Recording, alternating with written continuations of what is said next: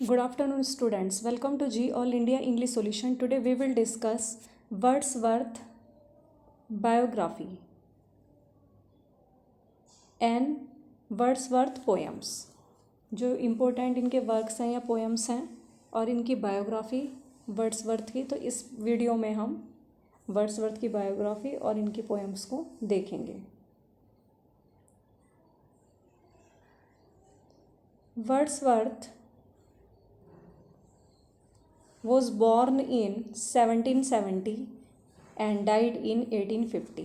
Wordsworth का birth हुआ था 1770 में एंड इनकी डेथ हुई थी 1850 1850 में.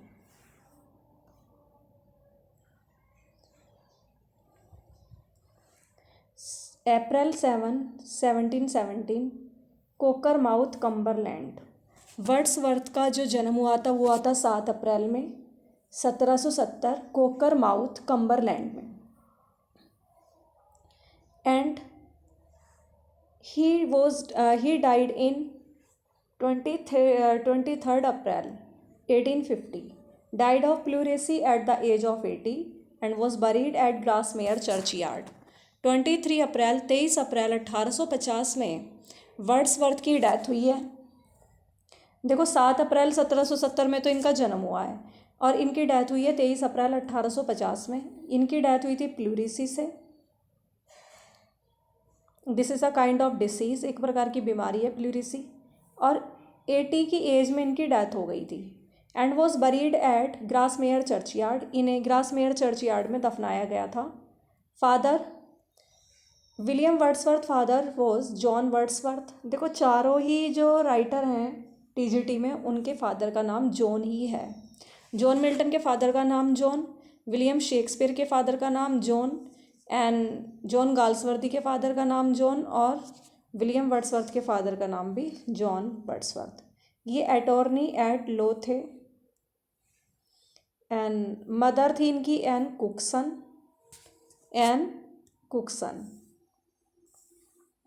सम फैक्ट्स अबाउट वर्ड्सवर्थ. वर्ड्सवर्थ के बारे में कुछ फैक्ट्स हैं जो इस तरीके से हैं, देख लीजिए कि Wordsworth was the second of the 5 children. Wordsworth 5 बच्चों में से, इनके जो पेरेंट्स थे उनके 5 बच्चे थे, ये 5 बहन भाई थे वर्ड्सवर्थ, तो उनमें से ये दूसरे नंबर के थे, ये सेकंड नंबर के.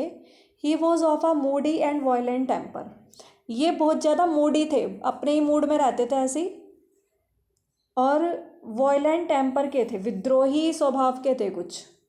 एंड इन 1778 1770 में जन्म हुआ. उसके 8 साल बाद 1778 में इनकी मदर की डेथ हो गई जब वो 8 साल के थे. His relative sent him to school at Hawkshead. इनके रिलेटिव्स, इनके रिश्तेदारों ने वर्ड्सवर्थ को होक्सशेड के स्कूल में भेज दिया कि वहाँ जाके पढ़ाई कर लेंगे होक्सशेड में. इनकी मदर की डेथ तो हो गई थी 1778 में जब ये 8 साल के थे, तो इनके जो रिलेटिव्स हैं उन्होंने इन्हें होक्सशेड स्कूल में पढ़ने के लिए भेज दिया. अब इन्होंने 1787 में, देखो बिल्कुल अपोजिट है यहाँ पे. देखो 78 में तो इनकी मदर की डेथ हो गई थी. अगर हम 7 8 इस तरीके से ले लें, 8 की जगह 7 7 की जगह 8, और इसका अपोजिट कर दें 1787 में इन्होंने ज्वाइन कर ली थी सेंट जॉन्स कॉलेज. क्या ज्वाइन कर लिया था इन्होंने? सेंट जॉन्स कॉलेज को ज्वाइन करा था eight the university of Cambridge. कब? 1787 में.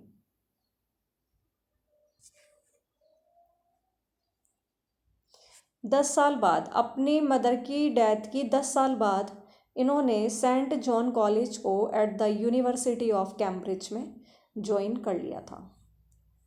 And Wordsworth teacher William Taylor inspired him to compose poem. William Wordsworth के जो टीचर थे ना, उनका नाम है विलियम टेलर. इन्होंने इन्हें पोएम लिखने के लिए प्रेरित किया. तो विलियम वर्ड्सवर्थ के इस तरीके का क्वेश्चन बन सकता है कि कौन से ऐसे विलियम वर्ड्सवर्थ के टीचर थे जिन्होंने उन्हें इंस्पायर किया कंपोज करने के लिए पोएम को. तो William Taylor. Next, Wordsworth was never serious about his formal education. कभी भी अपनी फॉर्मल एजुकेशन के लिए वो कभी सीरियस ही नहीं रहे। His love affair with Mary Esthwaite was very short one. इनका लव अफेयर चला मैरी एस्थवेट से, बहुत कम समय के लिए चला था ये, मैरी एस्थवेट से। ही रोड मोर देन 500 सोनेट। इन्होंने मतलब ऐसा कहा जाता है कि 500 से अधिक इन्होंने सोनेट लिखे हैं, लेकिन कहीं कहीं आपको देखने के मिल जाएगा 523 कि 523 सोनेट इन्होंने लिखे हैं, तो 500 से ज़्यादा ही हुए, तो ये भी याद रख लेना 523। He revolted against the pseudo artificial diction of the new classical poets. इन्होंने विद्रोह किया किसके खिलाफ? जो झूठा आर्टिफिशियल डिक्शन है न्यू क्लासिकल पोएट का। न्यू क्लासिकल पोएट के जो झूठे मतलब आर्टिफिशियल तरीके से जो शब्दावली को यूज़ करते थे, उन चीज़ों का इन्होंने विरोध किया विलियम वर्ड्सवर्थ ने। तो he revolted against the pseudo artificial diction of the new classical poets. तो क्वेश्चन आ जाएगा कि who revolted against the pseudo artificial diction of the new classical poets? तो Wordsworth. Next, he knew many languages. कई भाषाएं ये जानते थे, लाइक जैसे Greek, Latin, Italian, French and Spanish. Greek, Latin, Italian, French and Spanish. And Michael Beaupuy was his first teacher in politics. Politics में first teacher इनके Michael Beaupuy थे। तो Michael Beaupuy was his first teacher in politics. According to Wordsworth, Wordsworth के अनुसार बहुत important ये quotation है, इसे याद कर लेना पोइट्री के ऊपर कि किसने ये पोएम लिखी है। तो ये जो कोटेशन है ये किसने कम मतलब लिखा है पोइट्री के बारे में, किसने डेफिनेशन दी, इस तरीके से क्वेश्चन बन सकता है। तो आप देख लेंगे, poetry is spontaneous overflow of powerful feeling and it takes its origin from emotions recollected in tranquillity. Tranquillity means होता है शांति। तो पोइट्री एक spontaneous overflow of powerful feeling है, मतलब हमारी फीलिंग का अपनी इच्छा से ही बहने वाला एक ओवरफ्लो है, ये अपने आप ही बहता है। And it takes its origin, और इसकी उत्पत्ति कहाँ से होती है? ओरिजिन, इसकी जो ओरिजिन होती है पोइट्री की, वो हमारे इमोशंस से होती है, हमारे फीलिंग्स में होती है, जो कि जब हम शांति में हमारी रिकलेक्ट होती है, इकट्ठी होती है, तो उन इमोशन से इसकी उत्पत्ति होती है पोइट्री की। तो ये बात बोली है वर्ड्सवर्थ ने। ही डिफाइंड पोइट्री एज, इन्होंने पोइट्री को ऐसे डिफाइंड किया है, the breath and finer spirit of all knowledge, कि ये सभी ज्ञान की ब्रेथ है, श्वास है, एंड फाइनर स्पिरिट है, और बहुत अच्छी ये स्पिरिट भी है इसकी। It is the impassioned expression, एक भाव है, which is in the countenance of all science, और सारे ही विज्ञान में एक ये इसका चेहरा है, काउंटिनेंस है, मुख्य आकृति है। काउंटिनेंस मतलब चेहरा या मुखाकृति। तो ये कोटेशन भी वर्ड्सवर्थ ने बोली है कि he also defined poetry as the breath and finer spirit of all knowledge. It is the impatient, ये किस तरीके का एक भावना है, एक्सप्रेशन है, भाव है, विच इज़ इन द, जो कि सभी साइंस में, सभी विज्ञान में मुखाकृति है, चेहरा है, countenance. Wordsworth plan to make the prelude. अब वर्ड्सवर्थ ने ना योजना बनाई to make the prelude and the excursion parts of his long poem recluse, कि इनकी एक बड़ी पोएम थी रिक्लूज। तो एक्सकर्शन और प्रील्यूड को इसका भाग बनाने की उन्होंने योजना बनाई। रिक्लूज एक लंबी पोएम का भाग बनाने की कोशिश, मतलब इन्होंने योजना बनाई प्रील्यूड को और एक्सकर्शन को। That will treat of nature, जिसमें ट्रीट होगा किसका? नेचर का। नेचर के बारे में बताया जाएगा, मैन के बारे में बताया जाएगा, एंड सोसाइटी के बारे में बताया जाएगा। The home at Grasmere was to be the first book of recluse. अब रिक्लूज एक बहुत लंबी पोएम है, देखो ऊपर ही दे दिया इन्होंने। तो योजना बनाई थी प्रील्यूड और एक्सकर्शन को इसका भाग बनाने की, और सबसे पहला पार्ट लेकिन इसका था द होम एट ग्रासमेयर, रिक्लूज का सबसे पहला part. But it was not publish till 1888, लेकिन 1888 तक ये पब्लिश नहीं हुआ था। द एक्सकर्शन वॉज, तो अभी जो एक्सकर्शन है, एक्सकर्शन इसका रिक्लूज का सेकंड बुक थी ये एक्सकर्शन। फर्स्ट थी द बुक एट ग्रासमेयर, सेकंड है रिक्लूज का सेकंड बुक जो है वो है एक्सकर्शन, और third book was never completed. और थर्ड बुक इसकी कभी कंप्लीट नहीं हुई। The excursion which Wordsworth starting in 1802, excursion को वर्ड्सवर्थ ने लिखना शुरू करा था 1802 में। तो 1802 में एक्सकर्शन को वर्ड्सवर्थ ने लिखना शुरू करा और पब्लिश किया 1814 में। इम्पोर्टेंट पॉइंट बनता है कि एक्सकर्शन ये सेकंड बुक रही है रिक्लूस की, इसे लिखना शुरू करा 1802 में और 1814 में ये पब्लिश हुई थी विद इट्स 9 बुक्स। तो इसमें 9 बुक्स आई थी एक्सकर्शन में। It was to be a part of the recluse, और यह रिक्लूस का भाग था। तो एक्सकर्शन में कितनी बुक आई थी? 9 बुक्स आई थी। 1802 में इन्होंने लिखना शुरू करा और 1814 में इसे पब्लिश कराया। Next, in 1843 Wordsworth became the poet laureate after the death of Southey, though he did not wish it. 1843 में वर्ड्सवर्थ रॉबर्ट सदे, पूरा नाम है इनका रॉबर्ट सदे, रॉबर्ट सदे की डेथ के बाद ये पोएट लॉरिएट बन गए। यद्यपि इन्होंने ये ऐसा चाहा नहीं था, लेकिन ये वर्ड्सवर्थ पोएट लॉरिएट बन गए। कब बने थे ये? 1843 में।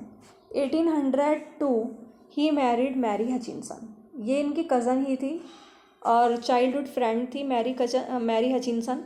तो 1802 में इनसे इन्होंने शादी कर ली थी और मैरी एस्टवेट से इनका लव अफेयर रहा, लेकिन वो बहुत ज़्यादा शॉर्ट था, कम समय के लिए था। The prelude was published after his death, जो प्रील्यूड इनका वर्क आया था बहुत अच्छा वर्क था, ऑटोबायोग्राफी थी इनकी ये। तो ऑटोबायोग्राफी में बोला जाता है और growth of a poets mind भी बोला जाता है द प्रील्यूड को। ये पब्लिश हुई है उनकी डेथ के बाद पोस्ट्यूमसली, ऐसे भी कह सकते हैं पोस्ट्यूमसली। तो पोस्ट्यूमसली मतलब उनकी डेथ के बाद। ही कमेंस्ड मतलब स्टार्ट करना, तो उन्होंने इसे लिखना शुरू किया था 1798 में द प्रील्यूड को, और 99 में इन्होंने इसे कंप्लीट कर लिया था।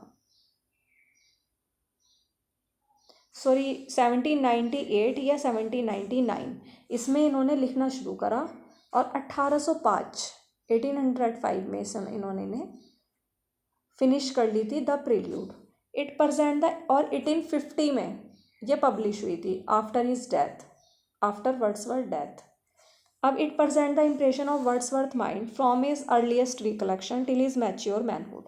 अब इनमें बचपन से लेकर के बिल्कुल मैनहुड तक, मैच्योरिटी तक, इसके बारे में लिखा गया है वर्ड्सवर्थ के द प्रील्यूड के बारे में। मतलब बिल्कुल बचपन से लेकर जवानी तक की इनके सब कुछ वहाँ बताया है इस द प्रील्यूड में। Wordsworth made 2 trips to France in 1790 and 1791। Wordsworth ने है ना फ्रांस की यात्रा करी थी, ट्रिप करी थी, इसने 2 बार करी थी। एक तो 1790 में करी थी 1790 में, दूसरी करी थी 1791 में। ही आल्सो ज्वाइंस, उन्होंने ज्वाइन कर लिया था ग्रॉन्डिस्ट को, विच वर द मॉडरेट रिपब्लिकन्स। इन्होंने ज्वाइन करा था ग्रॉन्डिस्ट को, जो कि कौन थे? मॉडरेट रिपब्लिकन्स थे। किसे ज्वाइन करा था? ग्रॉन्डिस्ट को ज्वाइन करा था इन्होंने। और जो रिपब्लिकन्स थे, the execution of Louis 16 and the rise of Napoleon threw cold water on his revolutionary enthusiasm. जो इनके अंदर क्रांतिकारी का जो उत्साह था, रेवोल्यूशनरी एंथुजियाज्म था, अब ये बिल्कुल उस पर बिल्कुल कोल्ड वाटर फेंक दिया गया। मतलब उसमें वो बिल्कुल निरुत्साहित हो गए। कब? जब लुइस 16 को मृत्युदंड मिला and the rise of Napoleon, और नेपोलियन का उत्थान हुआ। लुइस 16 का एग्जीक्यूशन हुआ और नेपोलियन का राइज हुआ, उत्थान हुआ। तो इस चीज़ ने उन्हें निरुत्साहित कर दिया, उनकी रेवोल्यूशनरी एंथुजियाज्म को। He belong to the group of Tory, तो वर्ड्सवर्थ ग्रुप ऑफ टोरी से जुड़े हुए थे। ये भी एक पॉलिटिकल से रिलेटेड ही था, रिलेटेड टू पॉलिटिकल, टोरी। तो ये किससे जुड़े हुए थे? ग्रुप ऑफ टोरी से। अब इन्हें फिर लव हो गया था, किससे हुआ था? ओरलियान में he fell in love with Mary Ann Vallon Annette. ये इम्पोर्टेंट पॉइंट बहुत ज़्यादा इम्पोर्टेंट है ये वाला, क्योंकि एक डॉटर थी इससे, लेकिन शादी से पहले ही वो हो गई थी कैरोलाइन, लेकिन मैरिज इनकी हो नहीं पाई थी एनेट से। तो ओरलियान जब ये गए थे, he fell in love with Mary Anne Vallon, जिनको शॉर्ट में बोलते हैं एनेट, मतलब इनका शॉर्ट नाम है एनेट। तो ओरलियान में जब ये गए थे वर्ड्सवर्थ, तो मैरी एनी वेलोन से प्रेम करने लगे, जिनका नाम एनेट भी है। इट इज़ सैड दैट, ये कहा जाता है कि he had a daughter any Caroline from her, कि एनेट की एक बेटी थी कैरोलाइन, ये वर्ड्सवर्थ से ही इन्हें हुई थी। During his stay in France में जब ये रुके थे, तो he composed a great part of descriptive sketches 1793। France में रुकने के दौरान इन्होंने एक great part of descriptive sketches लिखा 1793 में। इम्पोर्टेंट पॉइंट है 1793 में कौन सा वर्क था इनका, ये डेस्क्रिप्टिव स्केचेस। ये बहुत ज़्यादा इन्फ्लुएंस हुए थे, बहुत प्रभावित हुए थे पॉलिटिकल जस्टिस ऑफ गॉडविन। किससे? पॉलिटिकल जस्टिस ऑफ गॉडविन से बहुत ज़्यादा ये प्रभावित थे। He was much influenced by the political justice of Godwin. अब ये जो गॉडविन थे, ये जर्नलिस्ट भी थे, पत्रकार थे, नॉवलिस्ट थे और पॉलिटिशियन थे, राजनीतिज्ञ थे, है ना। ये पॉलिटिक्स में थे ये गॉडविन। तो जर्नलिस्ट भी थे, नॉवलिस्ट थे और पॉलिटिशियन थे। The collection lyrical ballad was published in 1798 with 23 poem, 19 by Wordsworth and 4 by Coleridge. अब इनका एक कलेक्शन आया विलियम वर्ड्सवर्थ का लिरिकल बैलेड, जो पब्लिश हुआ 1798 में 23 पोएम के साथ। 19 तो वर्ड्सवर्थ ने लिखी और 4 लिखी एस.टी. कॉलरिज ने। इन द सेकेंड एडिशन, जो सेकेंड एडिशन था 1800 में आया। The famous preface was add. अब ये लिरिकल बैलेड में जो प्रीफेस ऐड किया गया था वो 1800 में किया गया था, और थर्ड एडिशन 1800 में आया इनका। फर्स्ट तो था इनका एडिशन 1798 में आया, सेकंड एडिशन प्रीफेस के साथ 1800 में आया, थर्ड एडिशन इनका 1802 में आया, 1802 में, जिसमें an appendix on poetic diction was added, जिसमें पोएटिक डिक्शन का अपेंडिक्स जोड़ा गया था। Appendix on poetic diction was added in third edition. One more edition came in 1805। 1805 में एक और एडिशन इनका आया। अब ये जो द ईयर है 1798, ये publication of the lyrical ballad का पब्लिकेशन डेट है ये 1798 ईयर है ये। The year marks the beginning of the romantic movement and the death of classical one. अब इसमें क्या हुआ था, जब ये लिरिकल बैलेड आया था तो रोमांटिक मूवमेंट की तो शुरुआत हुई इस पीरियड से, लिरिकल बैलेड से, और क्लासिकल मूवमेंट की डेथ हो गई, ये ख़त्म हो गया था। ही आल्सो ज्वाइन, सॉरी ये तो हो गया है,